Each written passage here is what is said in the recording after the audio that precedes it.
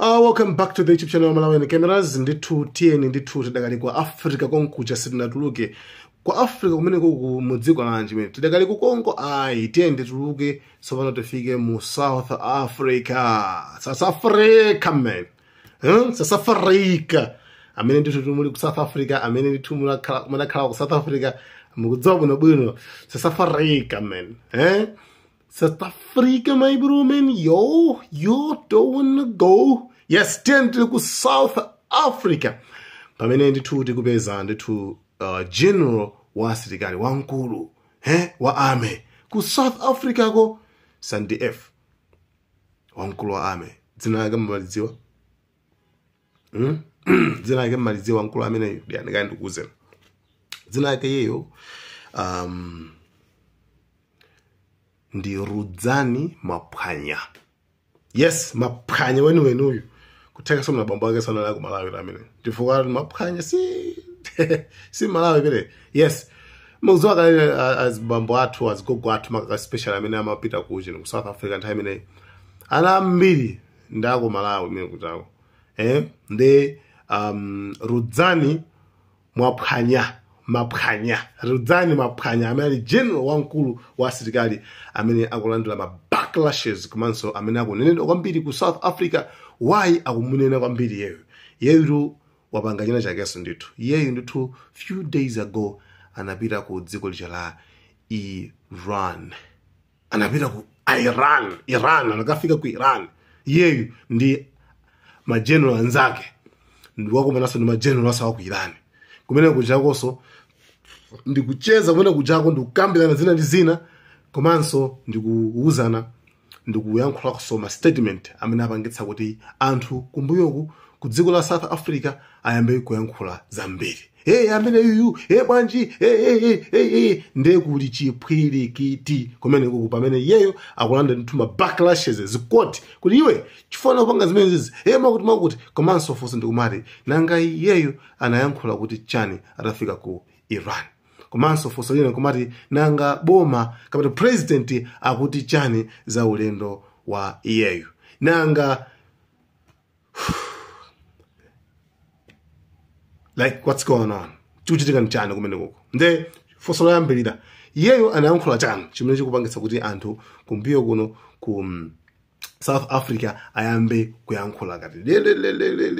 Anayankhula anayankhula kuona kuti anachemelera dziko la Iran chifukwa dziko la Iran linathandiza South Africa pa nthawi ya apartheid. Pa nthawi imene adali mutsamunda, pa nthawi imene ku South Africa kumakhala kuti mpanali malo ena kuti wakuda samayenera kupezeka kweyayi.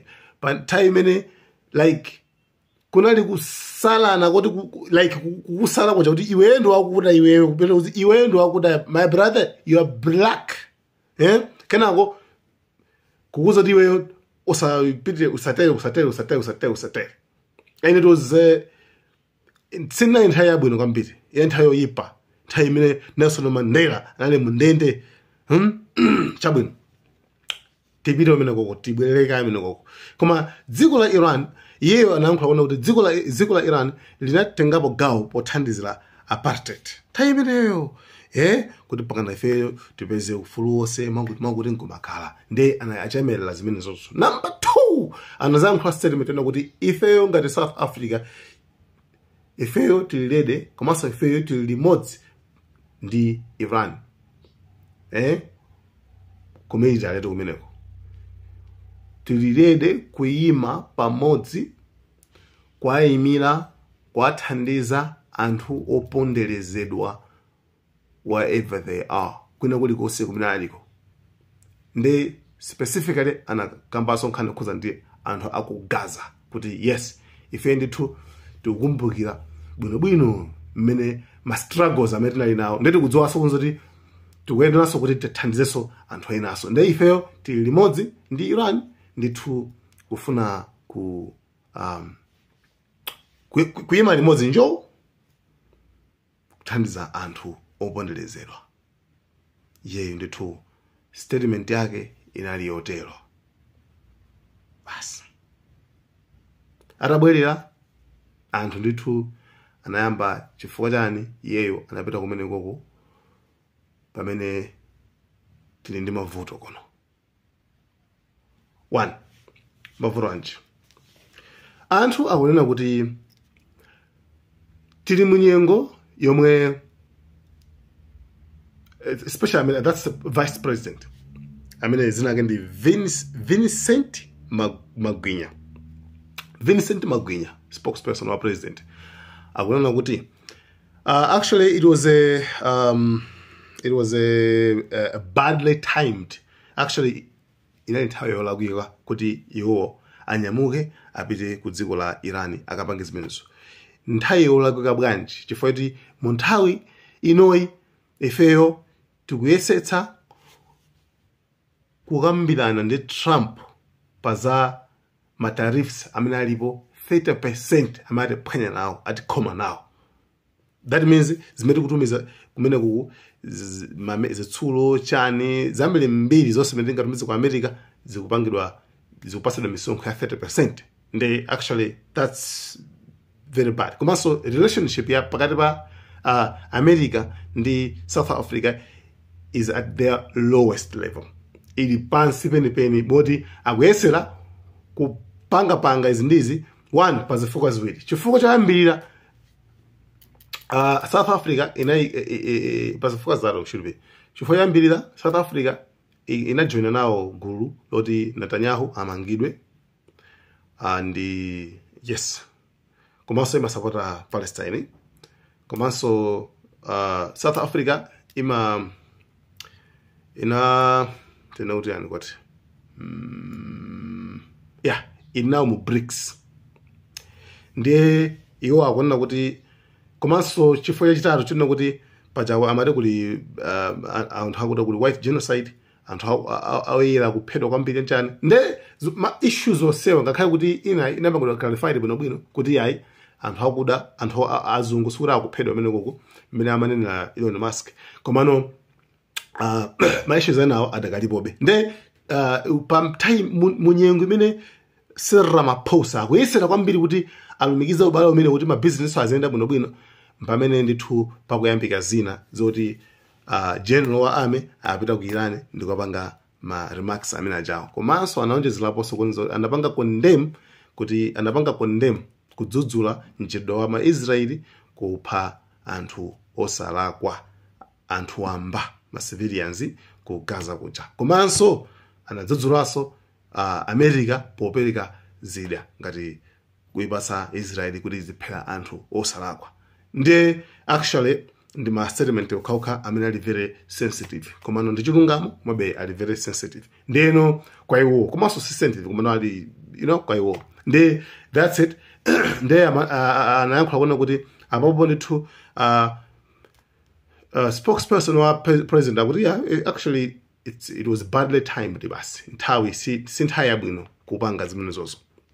Nanga fuso ndikumati nanga zibani zina zikuti bwanji. Paja remember tinanena kale kuti boma la South Africa panopa paja ndila coalition ndilosonkherana muliso DA ngati mwaga chipani cha azungu chicha.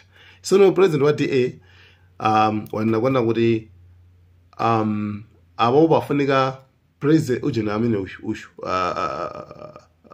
general uyu wankulu wa serikali amene apita ku Iran amene ndithu apitisidwe ku court yake yakuti ku court ya komweko ku military milandu imene yoyo yeye obanganiza bese faununga malamulo waphwanya malamulo amene yoyo akutero. Okay chabwino. Nanga Cyril Ramaphosa akuti chane. Cyril Ramaphosa wanakona kuti actually iyeyo samadziwa kuti asilikaliwo anyamuka apita ku Iran.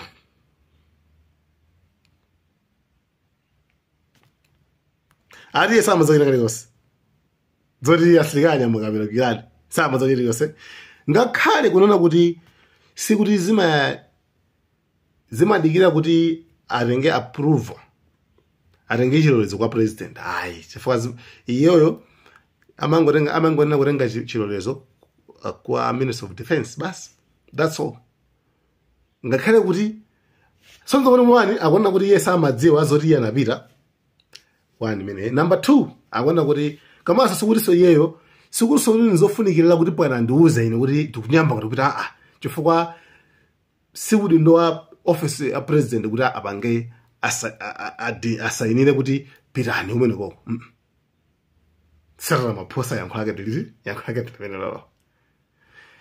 Yeah, that's it. And anthu amakomenti opeleka makomenti ma political analyst and ndena akuona kuti actually izikuoneka zoti akulu sana iwerenge bwino chifukwa nthawi siyabwino kupanga zimene zozo. Otherwise zipangisa kuti South Africa just basi zipirebe ngasi mukuzwa kale kuti America ndi Iran so nde zovuta kwambiri. Nde nkhani ndi imene yoyo ndithu panopa ndithu General Rudzani Maphwanya waphwanyirira waphwanyirira uko ndero koma iye statement sanatulutse yake kuti abwere nikuti makuti asiye sanatulutse. Nde guys nkhani ndi imeneyo. Thank you so much. TNN to tizipangabe ma update akubwerabe. Guys, thank you so much. Malawi and cameras.